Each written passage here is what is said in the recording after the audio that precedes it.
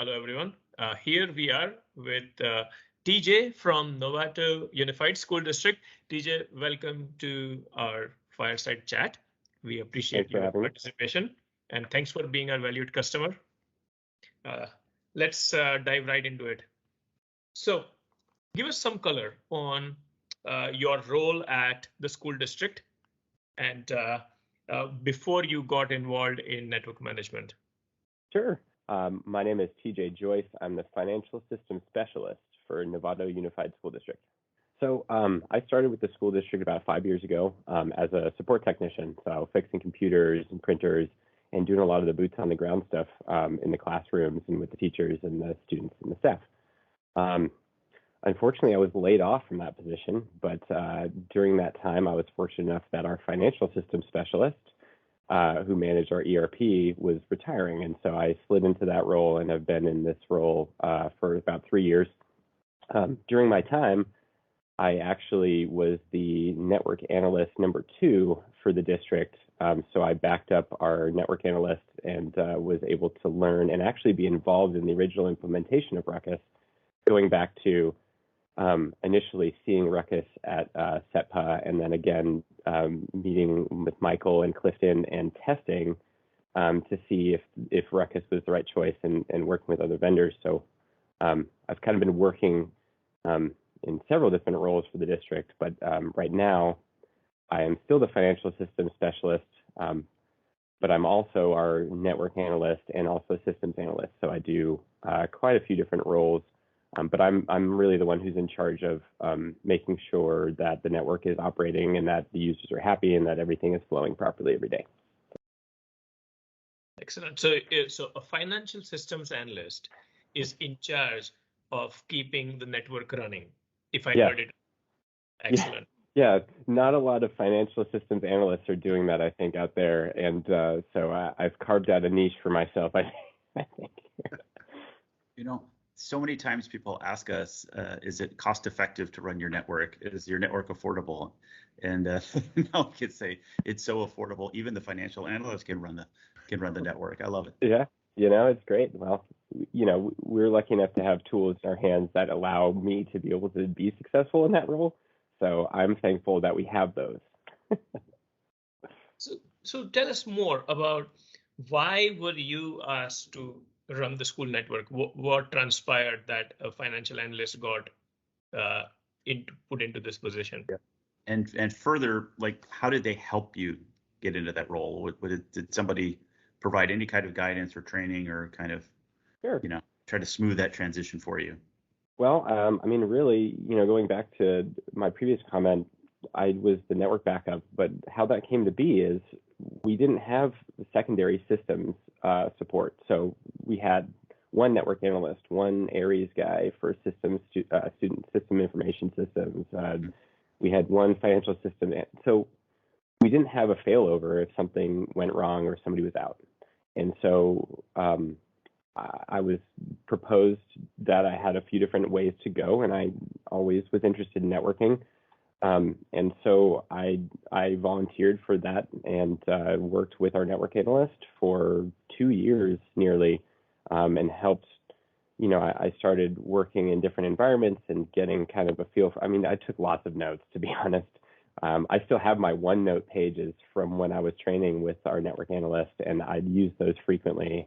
And so I just got that exposure, and I was able to go to sites, and I was able to work. And back then, we were a Cisco shop, and so we had Cisco wireless, and it was incredibly painful to work with. And we had all these weird issues, and we had no insight on what was causing them. And so I had this unique entry point where I got to work on the back end a lot, because we were always trying to figure out what was going on. And so when our network analyst left, we had a hard time replacing that person. We are a district of declining enrollments. We have some budgetary restraints that we've been working through for a long time, since before COVID. And so we couldn't find a suitable replacement for what we were paying that position.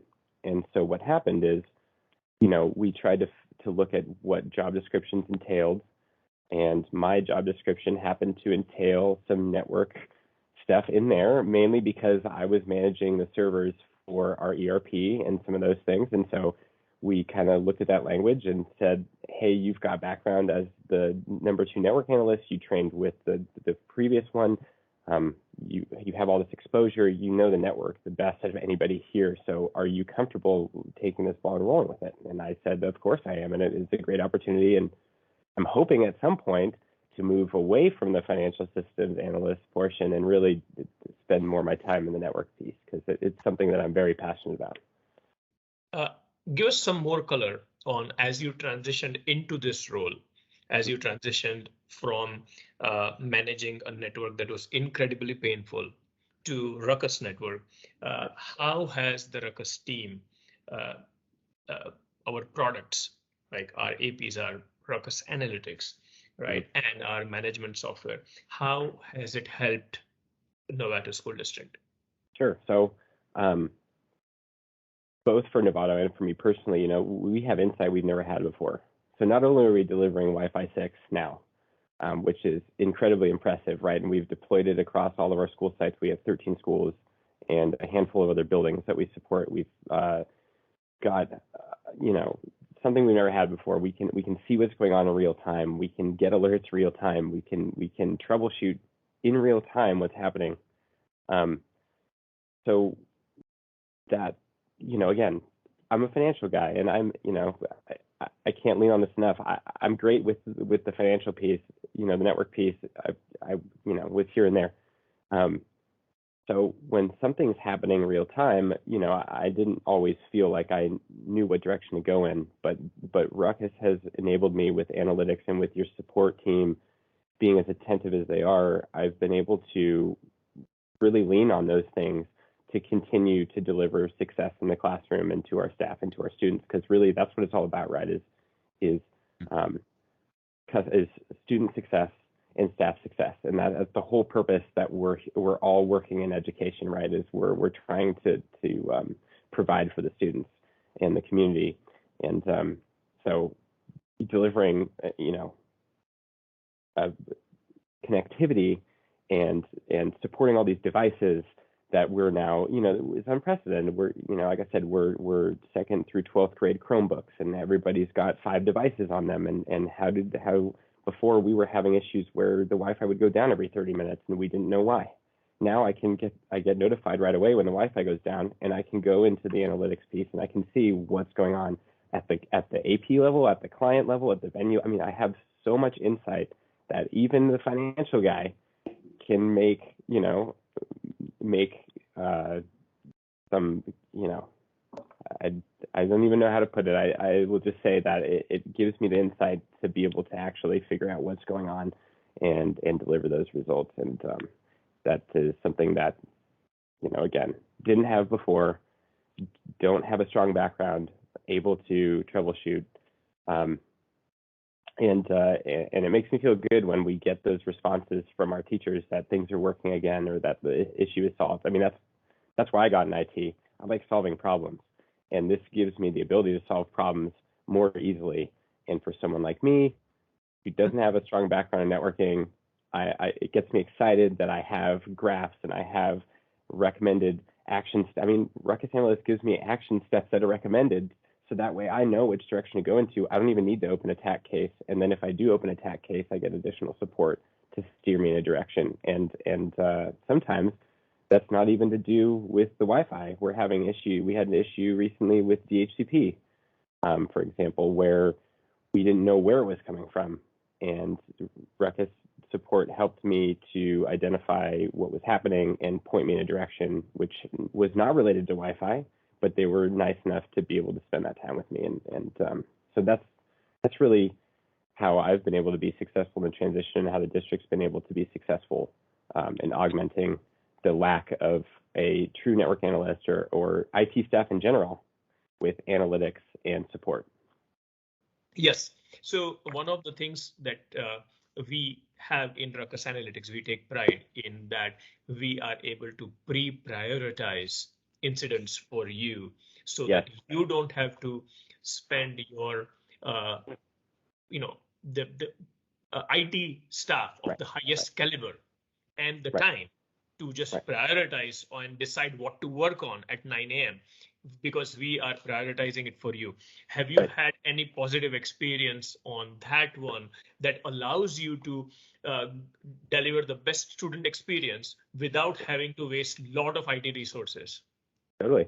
I mean, I'm looking at our incidents, right when I log into the RUCKUS Cloud, I get the incidents count right there on my screen, and it lays it out there nicely for me, what priority RUCKUS thinks that the issues are. And so I know if we're actually having problems or not, because it's not always that something's down, right? So the green and the red and the yellow of venues is great, but we're not always having an outage. And so what do we do then? And that's where those incidents and the prioritization has really helped. And that's actually how we found our DHCP issue that we were having recently. So we were having a large number of clients who couldn't connect. And, it started showing up in those incident logs, and we were seeing more and more of those. The way analytics does it is P4 through P1. Luckily, haven't had any P1s or P2s yet, but we had P3 starting to creep up, and I hadn't seen those before. And I was looking, and I was seeing a lot of DHCP failures, and I was starting to track what was happening. And then we started getting help desk tickets, and I was able to put everything together, because again, somebody's complaining over here that that's taking them long to connect in the morning, or that they're losing connectivity randomly. Then in analytics, you're seeing DHCP failures. Right away, I was able to identify, okay, well, RUCKUS is telling me it's happening at this location, at this AP, it's giving me that granularity. And then furthermore, using those prioritizations, I can go within those and see exactly which clients are affected. I get troubleshooting steps. So for me, that prioritization has been huge because, again, I can't say it enough. Financial guy looking at network stuff, I'm seeing these. It's all laid out there for me so easily, and it's so simple to use and to analyze that. I've been finding a ton of success with it, and we solved a major issue on our network that we've probably had for a long time. I found a core configuration issue on our core switches because RUCKUS pointed me in that direction, and that was the DHCP issue, right? We had one octet was wrong for our subnet, and so we were having IP issues where we were essentially our DHCP scopes were off. But I wouldn't have known that if I didn't have those analytics and that prioritization to help me guide me in that direction. I was kind of involved with, the IT team there and making the decision, met with you at, the education conference earlier on it. And, we did the proof of concepts and everything, and we're going through the product. There's a lot of emphasis in the evaluation on reliability and coverage, capacity, those kind of things. But, it seems like that's almost kind of like a given. And now it's the tools, it's the analytics, it's the visibility, it's the ease of administration that seems to have been more important to you now. That was part of the decision making, but wasn't as prominent as it is now. How does that affect you as you look at future Wi-Fi deployments and future infrastructure decisions, like the kind of things you're looking for in a solution now? Right. Well, again, we're facing unprecedented times.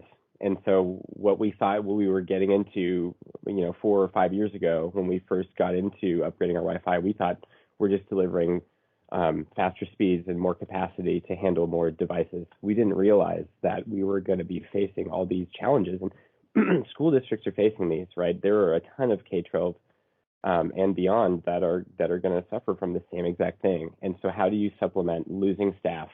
And, again, it's just the reality is we can't always have the budget to pay for the services that we need to be successful.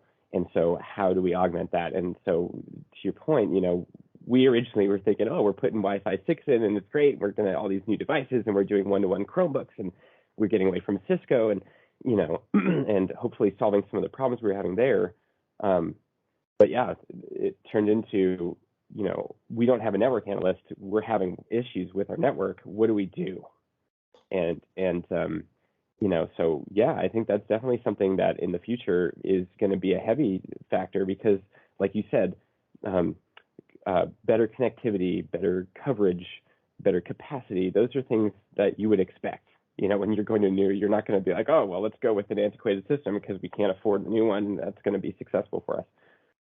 But really, it's got to transition to how can we set up our staff to be successful in maintaining this and continuing to deliver those results in times where we can't afford to bring in an expert or we can't afford to have a bulky staff. I mean, we've lost a quarter of our staff in the last 2 years, and we have eliminated multiple positions where we're just not going to fill those.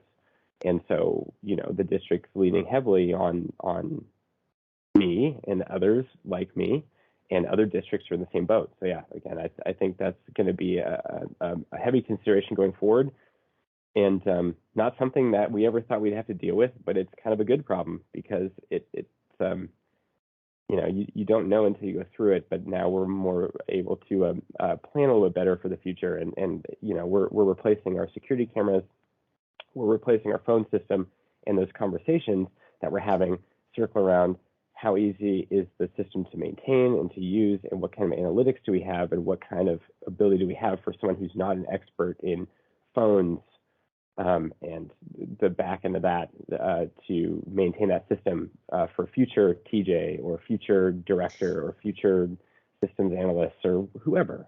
So TJ, is it then fair to say that as your IT budget is shrinking, as IT is getting leaner and leaner, and you are being asked to do more with less while delivering better end user, that is student experience, student learning experience? Is that appropriate conclusion of this?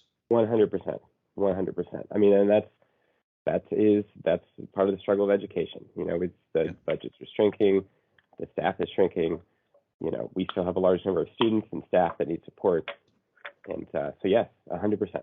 I think you're highlighting an interesting paradox, because I think that for some people, the view might be, gosh, there's all this money being spent, from CARES Act money to American Job Recovery Act, and billions of stimulus dollars being spent, especially for schools, but maybe not where everyone thinks the money is going, right? Is that fair? 100%. I mean, we received a lot of that funding, and I can say that some of it ended up in the IT realm and the infrastructure, but a lot of it went elsewhere and went to the classroom and went to the teachers and negotiating salaries and other things, and wherever it was able to be appropriately spent, that happened. But again, we didn't see a lot of that, and we are, supplementing with our IT budget to handle the load. And it's going like this. So TJ, one constituency or stakeholders that you cater to are students, and we have approached that one. Second one would be that IT is answerable to people or the school level superintendent or what have you, in proving to them that your IT department is indeed meeting service level expectations. As to, for example, some schools, it says up to 95% of the devices must connect in 3 seconds or less, right? And our dashboard is able to allow you, Mr. IT, to prove it to them that, hey, look at this, I promised 95, I'm showing 97, kind of a thing. So have you had any experience with the service level assurance piece? So I've seen those analytics and I've looked at them. Unfortunately, we don't have any kind of standard set for those. That's something that we're hoping to get to. Part of me taking on this portion of the job is finding out what we're underutilizing, or what we're not utilizing at all. And this is a piece. Every time I look at analytics, I see all those beautiful bars that tell me the number of good connections and poor connections, and the averages and the percentages, and they're all set to default. And I really want to look at those and see if that's something that we can establish a standard, and that way we can really provide some, like you were saying, KPIs. That's one of those things where, if there was ever a question of how the network's performing or how we're doing as a department as far as delivering those results, those KPIs are going to be integral, and unfortunately we're not utilizing those, but that's something that I hope to get to. It's a more advanced aspect of RA, but very, very helpful for a district of your nature, your size. There's another one that I'm seeing, this is E-rate season. We're seeing lots of bids. Part of what I do and our team does is review those bids. And many of those bids are calling out their justification for spending on infrastructure upgrades and using E-rate budgets. Right. And one of the common things that I see called out is our district is seeking to meet or exceed the FCC recommended bandwidth guidelines of 1 megabit per student or 1.5 megabit per student. It just depends on the size of the district. Right? It's actually like 1,000 megabits to the curb per 1,000 students, with the presumption that every student has equitable access. So one of the things you could do with this tool is measure that and say, what is the average bandwidth per student device, or any device for that matter, right? And say, look, the minimum accepted by the FCC for student use in digital learning is 1. We're delivering 3, so all green, right? And that's something, believe me, your superintendent would love to have a report on their desk every week, every month, every quarter that says, we are delivering. We spent this money. We made this a priority, and it's all green. TJ's doing a great job. He's got the equipment, he's got the tools, he's got the support, right? So because it could be that you never know. There's so many different challenges for digital learning instruction, whether the device works, the software, the security, the training, do we do enough professional development that we know how to use these tools, that if we can at least say fundamentally, I've given you the network to make it work, right? I built the road. I didn't give you driving lessons or give you the car you're using, right? But the road is smooth, right? There's no nails, and it doesn't, just stop in the middle of the, right? The road is there, and here's the report that verifies it. It's a powerful tool for that. And then time to connect is another one that's important, because you can't start the class until everyone's connected, right? So having some statistics and KPIs around time to connect and bandwidth availability, these are basic things, but they're powerful, right? And we're definitely underutilizing those. And actually, to segue off that, I would love to do some kind of training session or something, and loop in my director and supervisor and really dive into that, because, as I mentioned, I took over maintaining the system. I didn't implement the system, but I helped do it. But I think the previous person before me didn't really utilize a lot of these things, and so we kind of just picked up where we left off. But I'm constantly seeing all these numbers, and I want to make something out of it, and I want to be able to use that to support the cause, essentially. So I would love if you guys would sit down with us and kind of show us what maybe some other school districts are using it for, and where we can lean on some of those KPIs and some of that analytical data to By the way, those school districts aren't necessarily in the same position that you are. So to me, you're already a hero for stepping in and filling this role and making it work. I mean, very few people could do what you did. Let's be real. Well, I appreciate that. I mean, hats off for that. And all I'm trying to do is say that we want to continue to support you and provide you, as much as we can. Like, there's other tools out there. It's not that you didn't do it. It's, we should be bringing this to you and saying, when you're ready, we can help you go to the next level. Maybe when you have more help, or when you have more bandwidth, personal bandwidth time to spend on this, right? So please don't take it the wrong way. This is only intended to say, we're very impressed with what you've accomplished, and we're here to help you if and when you're ready to do more with us.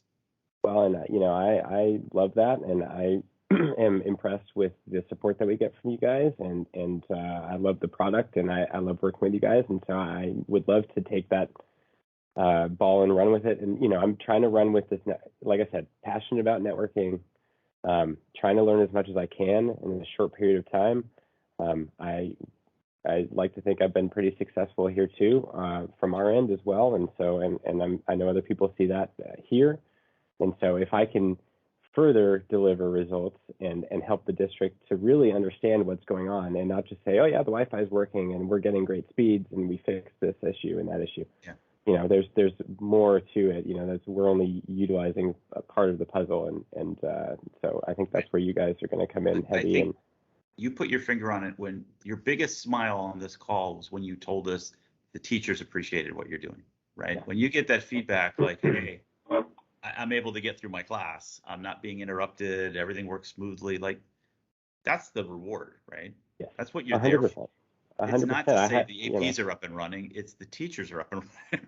Yeah, the teacher, and to piggyback off that, I had a teacher I've been working with this entire week who said, I have to go into a room 3 classrooms away every morning to connect to the internet because I can't connect to my room. And it made me feel horrible that this teacher has to do. I mean, just thinking if I was a teacher, I'd be pissed. You're coming into the room and you're like, I've got an AP in my ceiling. Why do I have to go over here to connect to it? So to hear her come back this morning and tell me the last 2 days it's worked flawlessly. Thank you so much for I don't know what you did, but thank you. And that, she doesn't need to know what I did. She just needs to be able to connect and not have to take 15 minutes out of her day in the morning. When she's stressed out about delivering results in the classroom, she shouldn't have to be stressed about connecting to the internet. And so that's where I get, gratification in knowing that I'm serving the staff and that we're getting those positive results. And to sound sales pitchy, but we wouldn't have been able to do this ever in the past. And so, I'm thankful that we made this decision. And I was happy to be involved in it when we started implementing it, when I was a tech support, and I'm happy to now be maintaining the system, and I'm hoping that we can get even more out of it. And I look forward to working with you guys in doing that. So I appreciate you guys. Thank you so much. Appreciate it. All right. Thank you, gentlemen. Thank you, TJ. Thank you, Michael and Rich. Thanks, Michael. Thanks, Middle. Great job. Thank you. All right. Thanks, guys. TJ. See you. Till next time.